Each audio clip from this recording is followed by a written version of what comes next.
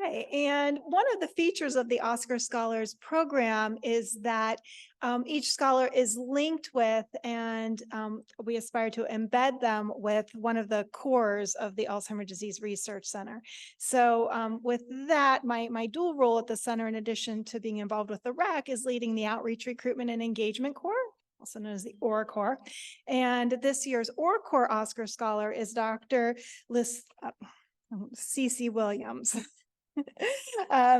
And it's really been a pleasure. I'm learning from her as we go. And I share the pleasure of mentoring her with faculty in the School of Health and Rehab Sciences, Dr. Beth Skidmore and Dr. Julian Rodakowski. But a little bit about Dr. Williams first. She's a postdoctoral trainee in Pitt's Integrated Clinical Research and Geroscience T32 program, and she's an instructor in the Department of Physician Assistant Studies.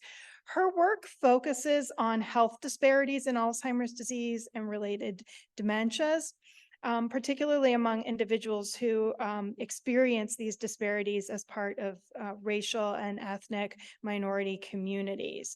Her goal is to create inclusive healthcare environments that empower minoritized patients to actively participate in their healthcare and advocate for meaningful outcomes. As I said, I am learning so much from CC. I'm very excited about the lens that she's bringing to some of the data that we have in our lab, and anxious to hear her talk today, examining and mitigating health disparities with a social justice lens. Dr. Williams. Thank you, Jen. I'd like to start off by saying good morning. And please allow me to begin by providing context for anyone participating virtually in the room with a visual impairment. My name is Dr. Lilcelia A. Williams. I identify as a curvaceous African-American woman with a caramel complexion, naturally curly brown hair, pulled up in a ponytail, adorned with a black headband. I am wearing a navy blue blazer. I changed my outfit, so forgive me. A navy blue blazer.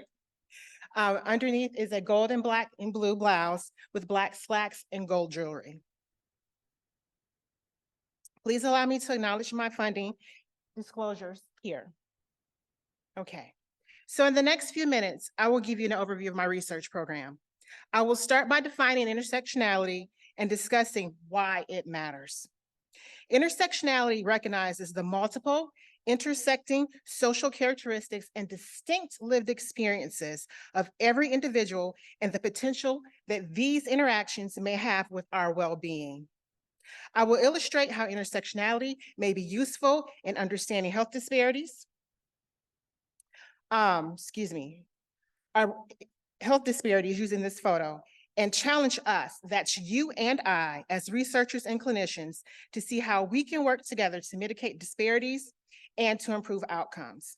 So the reality of it is, each of us have different collections of social characteristics. That would be race, ethnicity, age, gender, sexual orientation, ability, and oftentimes disability, and varied social determinants of health, including non-medical factors such as our socioeconomic status, our education level, neighborhood and physical environment, employment, and access to quality healthcare.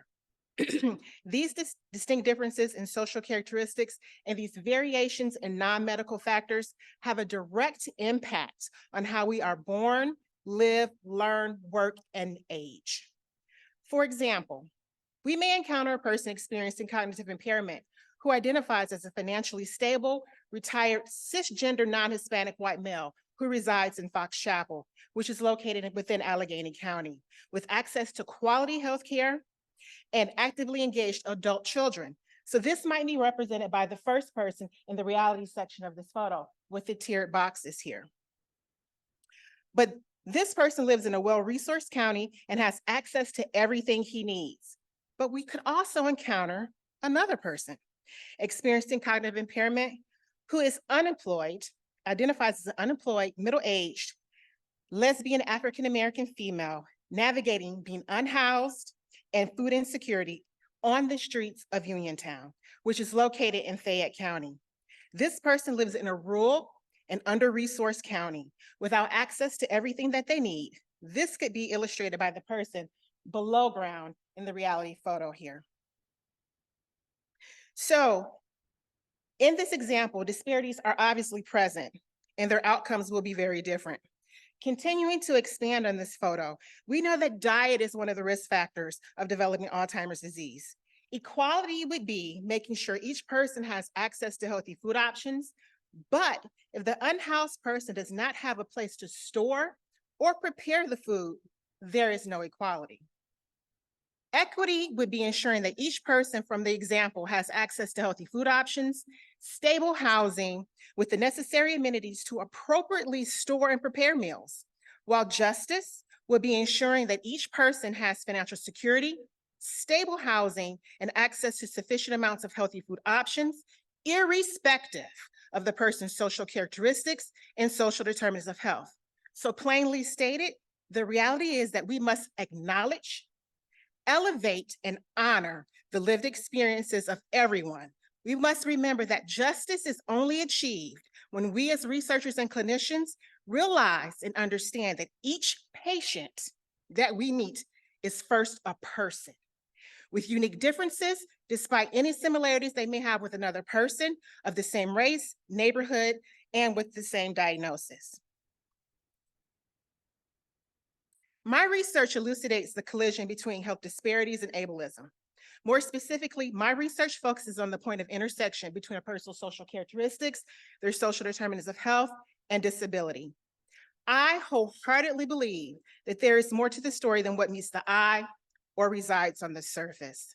The numerical data gathered from tests such as complete blood test count lab panels and cognitive assessments can provide insight into what is medically going on with the person, while data gathered from other things, such as the intersection of social characteristics and the social determinants of health at that sweet spot with disability, can provide insight into why something is manifesting medically in a person.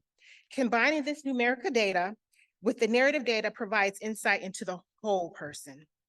My motivation for this research is to engage in community-based research, which means actively engaging subject matter experts, and those are actual community members, to identify the root cause, simply stated, to identify the why, and to solicit their help designing and guiding research that will acknowledge, elevate, and honor the lived experiences of persons from minoritized communities.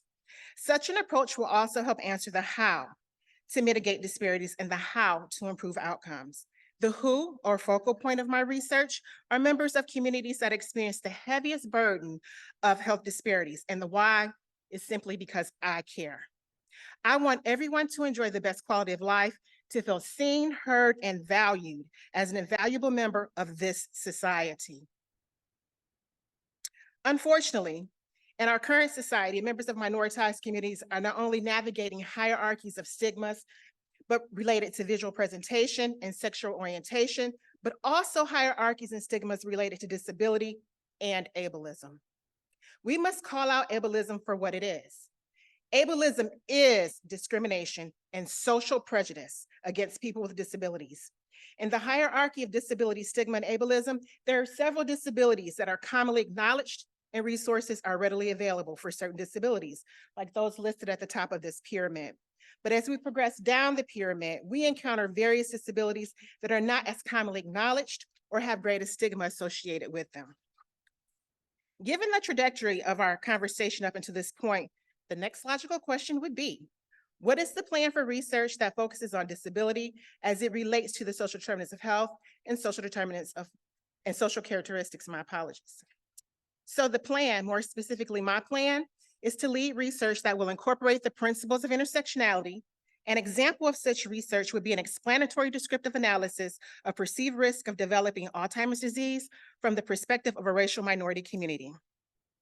So in this study, we will examine the perceived risk of Alzheimer's disease from the Black and African-American male perspective. So let's quickly revisit the previous figure illustrating the intersection of social characteristics, the social determinants of health, and disability. So within the circle of social characteristics, there are three social characteristics represented: race, African-American Black persons who identify their gender as male, and their chronological age. Within the social determinants of health circle, the variables of interest include education level, employment, and housing. Chronic illness and cognition are the focal points of the disability circle. So as clinicians, We know how to appropriately care for patients. And as researchers, we know how to appropriately move the science forward with a systematic review or a randomized clinical trial. But we will not begin to effectively mitigate disparities or improve outcomes until we as clinicians and researchers collaborate to form an interdisciplinary team who uses a lens of intersectionality to engage with the whole person. Thank you.